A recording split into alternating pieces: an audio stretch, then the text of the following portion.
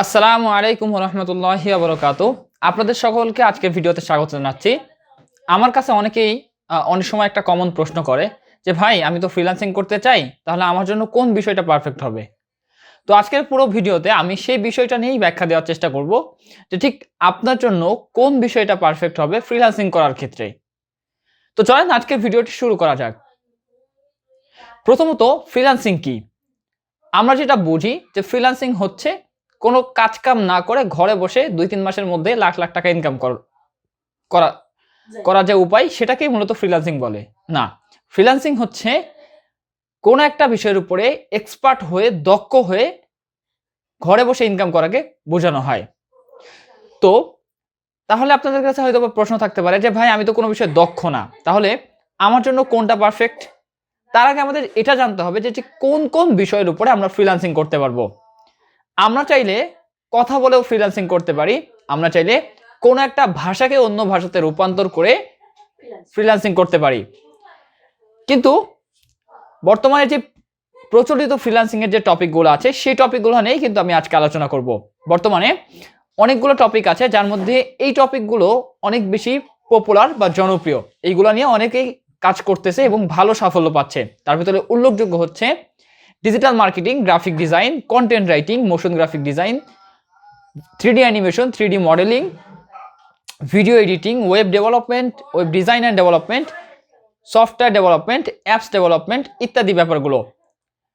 তো চলেন এইবার আমরা এই ব্যাপারগুলোর ব্যাখ্যা শুনি যে আসলে এই যে টপিকগুলো, এই প্রত্যেকটা টপিকের কাজ কি, এগুলো কিভাবে কাজ হয়, ঠিক আছে? বা আপনার এর ভিতর থেকে কোন টপিকটা আপনার চুজ করা উচিত। প্রথমে আসি ডিজিটাল মার্কেটিং এর কথাই। ডিজিটাল মার্কেটিং হচ্ছে যে আমরা যে সোশ্যাল মিডিয়াতে অনেক সময় অ্যাড দেখি, ভিডিওর মাঝখানে অ্যাড দেখি, পোস্টের মধ্যে অ্যাড দেখি, এই যে অ্যাডগুলো, এই অ্যাডগুলো যারা রান করে সাধারণত তাদেরকে ডিজিটাল মার্কেটার বলা হয়। কিন্তু ডিজিটাল মার্কেটিং এর আরো অনেক কাজ আছে, যেরকম data management, lead generation, lead collection, audience targeting, এই যে ব্যাপারগুলো, এগুলোও কিন্তু ডিজিটাল মার্কেটিং এর মধ্যে পড়ে। আপনি যদি ডেটা নিয়ে কাজ করতে ভালোবাসেন, কিন্তু আপনার যদি টেকনিক্যাল ব্যাপারগুলোতে অনেক আগ্রহ থাকে, বা আপনি যদি মুখস্থ কাজ করতে অনেক বেশি ভালোবাসেন, সেই ক্ষেত্রে আপনার জন্য ডিজিটাল মার্কেটিং অনেক পারফেক্ট হবে। তাহলে আপনি ডিজিটাল মার্কেটিং শিখতে পারেন। আচ্ছা, এবার আসি যারা একটু ক্রিয়েটিভ।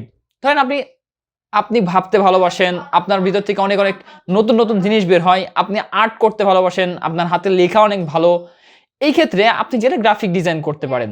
গ্রাফিক ডিজাইন সহজ ভাষায় হলো কোনো একটা বিষয় বা বস্তুকে ডিজাইনের মাধ্যমে উপস্থাপন করাকে বোঝানো হয়।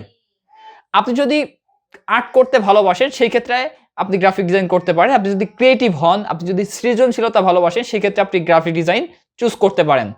গ্রাফিক ডিজাইনের ভিতরে আরো অনেক অনেক সেক্টর আছে, সাব সেক্টর আছে, অনেক অনেক টপিক আছে, যেগুলো নিয়ে আমরা আলাদাভাবে আলাদা ভিডিওতে কথা বলার চেষ্টা করব ইনশাআল্লাহ।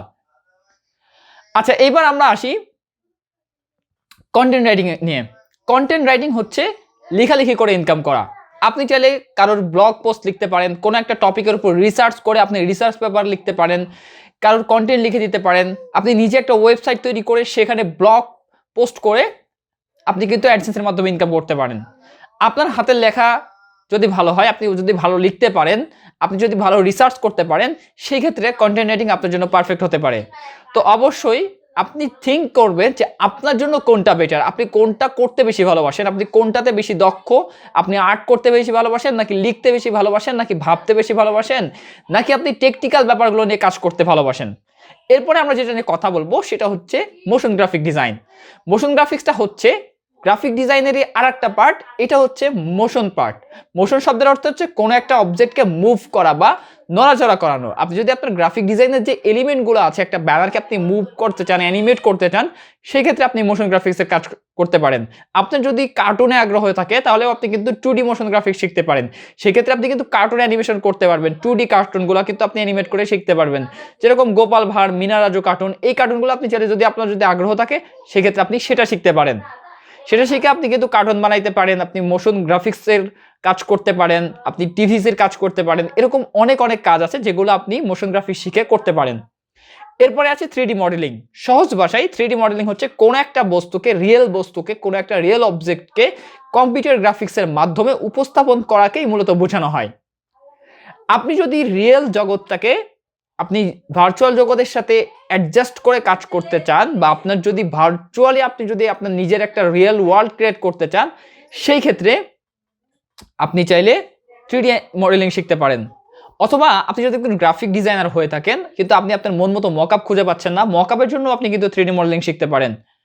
এছাড়াও 3D মডেলিং নিয়ে আপনি আরও বেশি জানতে আমার চ্যানেল, পার্সোনাল যে চ্যানেল আছে ডিজাইনার ওকন, এই চ্যানেলটি ফলো করতে পারেন। ওখানে আমি 3D অ্যানিমেশনের 3D মডেলিংয়ের আমি কিন্তু ভিডিও দিয়ে থাকি। এরপরে আমাদের যেটা আছে সেটা হচ্ছে 3D অ্যানিমেশন। আমাদের মোশন গ্রাফিক্সের মতোই 3D অ্যানিমেশনটা হচ্ছে 3D অবজেক্টগুলোকে মুভমেন্ট করানোর মাধ্যমে, কিন্তু অ্যানিমেট করার মাধ্যমে কি করি আমরা 3D অ্যানিমেশন করে থাকি। ঠিক আছে, এই যে মুভমেন্ট করার প্রসেসটাকে মূলত 3D অ্যানিমেশন বলা হয়। 3D অ্যানিমেশনের অনেক কাজ আছে, যেরকম ধরেন আপনি ভিএফএক্স এর কাজ করতে পারবেন, আপনি কার্টুন বানাইতে পারবেন, 3D কার্টুন, আপনি ওইগুলোকে কার্টুনকে অ্যানিমেট করতে পারবেন, রিগ করতে পারবেন।